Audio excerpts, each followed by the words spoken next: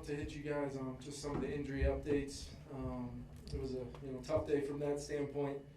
Justin Jefferson sustained kind of a internal chest injury there. We wanted to rule out any potential complications from that.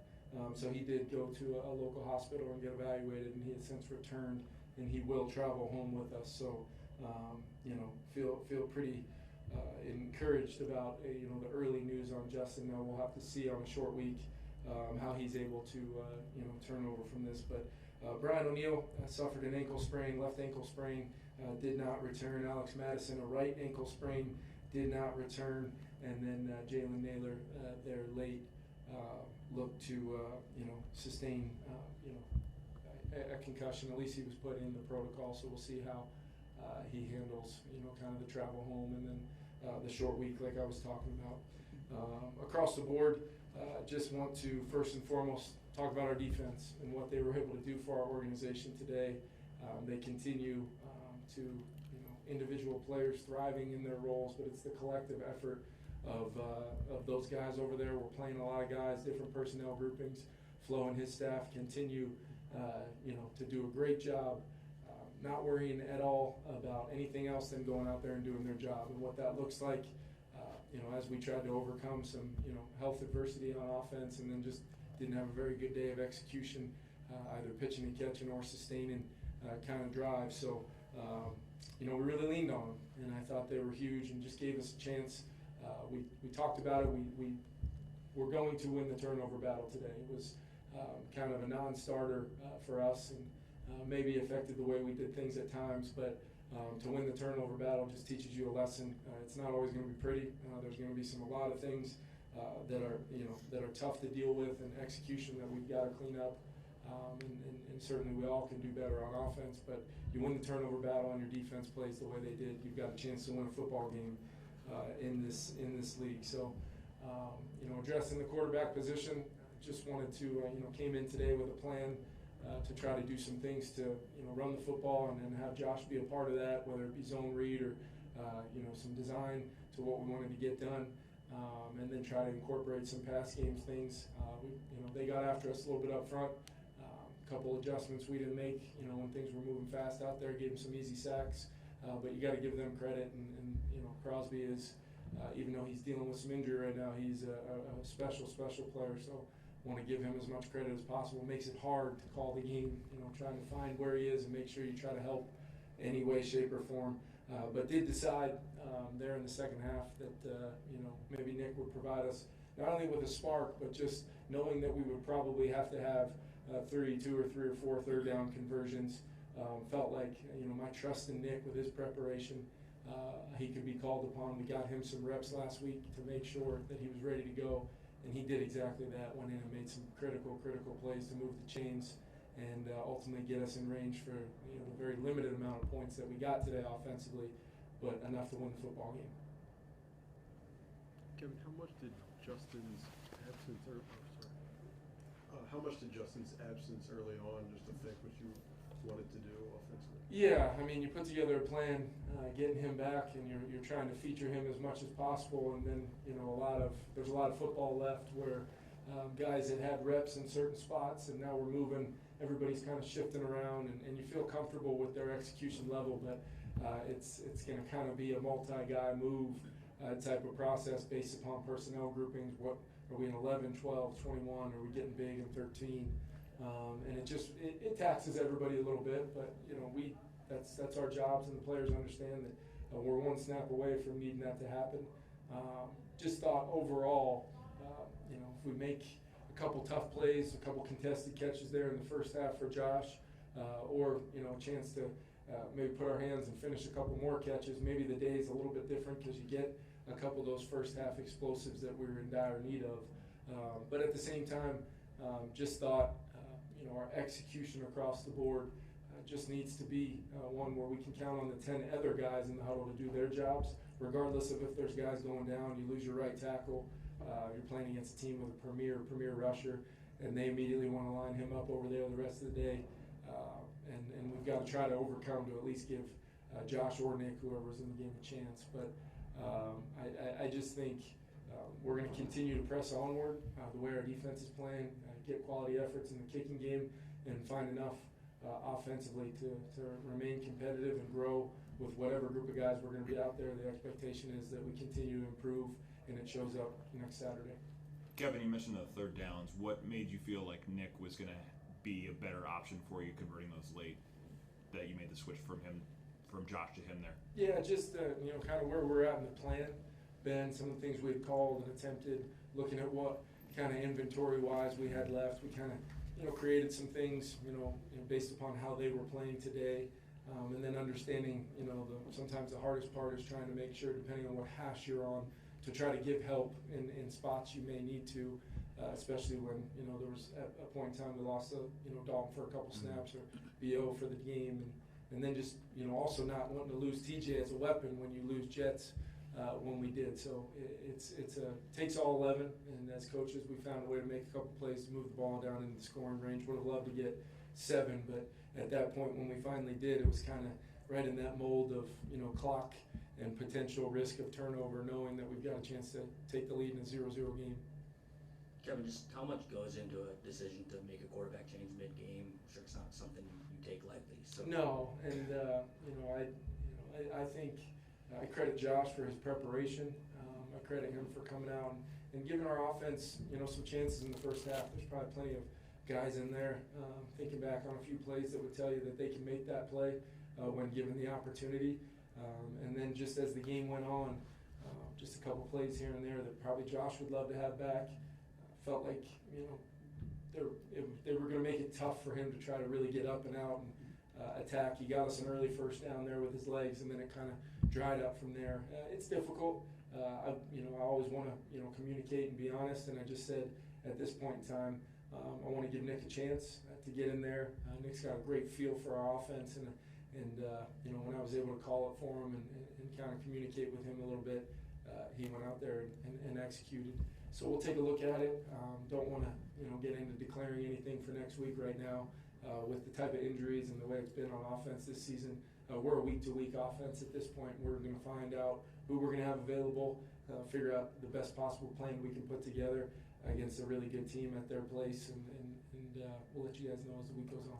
Kevin, with Ivan Pace Jr., I guess, how have you seen him grow as a player since he took over the Green Dot, since Jordan's been out?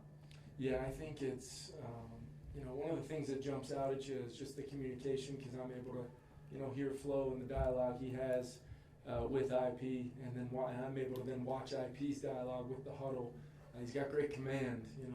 As a quarterback, you're always looking at offense, defense, who's ever running that huddle. What's that command look like?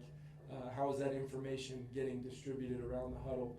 And ultimately, he's answered the bell and filled in a huge role, especially in our defense, where there's so much personnel variation. What are they in offensively, making sure we add the proper checks or alerts that we put on things. And it's an ebbs and flow. It's moving throughout the game, and Flo can sometimes decide to make tweaks and adjustments to try to stay out in front of things, and IP handles it really well. And then physically, he played a fantastic football game today, 13 tackles, had the interception there at the end to really kind of seal it for us where the clock was at that point. And, just looking forward to what's out in front of IP, because he's, as an undrafted free agent, he's doing a heck of a job for our team right now. You talked a couple weeks ago just about mid-game, kind of trying to manage play calling and being aggressive and wanting to establish trust. How did that process with you and Josh today work, just given going through it? Yeah, we took some chances to try to get the ball down the field. Whether those plays kind of ended up being with shots called and taken down the field or not. Thought there was early chance there to TJ down the left sideline. We had a high cross to KJ at one point. Thought there was another potential opportunity there, kind of on the third down with KJ. And we just they can look like whatever we want them to look like on a chalkboard or when we install them, but it's about making it come to life, taking the proper footwork, having your feet and eyes in the right spots, and then being accurate with the football. And I think across the board, we just not only that at the quarterback position, but finishing plays, and guys knew the challenge was to make some of those plays for Josh, and they wanted to. Maybe we're pressing a little bit, But you know, to come away with a win when we've got a lot to work through offensively, no question. But to come away with our 7th win, get back above 500, and have a chance here down the stretch is all you can ask for.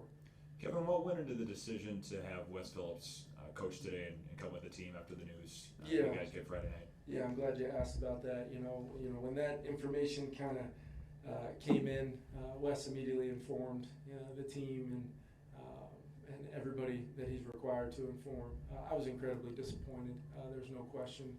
But we want to allow kind of the facts and do our due diligence from that standpoint. The league is clearly involved as well. It's very important that as coaches we understand kind of we're setting the bar for our organization and for our players. And Wes knows he fell short of that.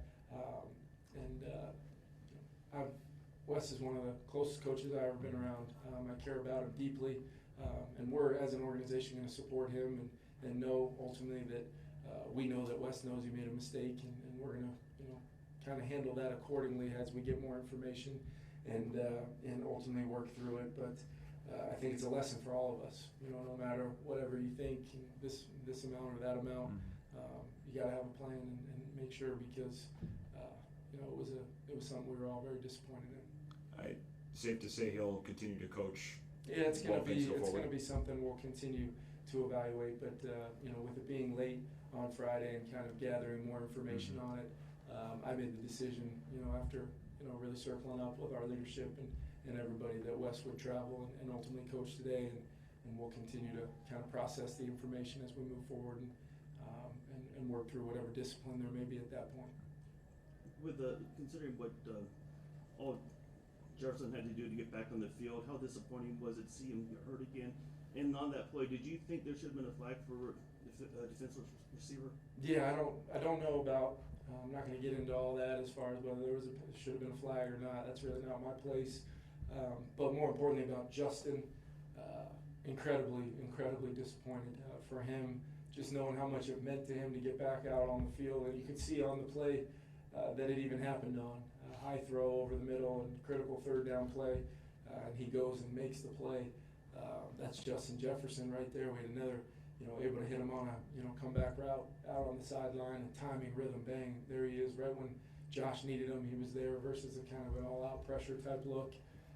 Justin means the world to this team, and we're excited. The plan, really, he had a lot to do with it today. So when we lost him early, we're kind of in adjustment mode from there, and we were able to overcome it and get enough points to win, but certainly not enough to what I believe our standard should be on offense. But we'll wrap our arms around Justin. Thankfully, he was evaluated for some things, and he was able to make it back here, and he'll travel home with us. Last couple.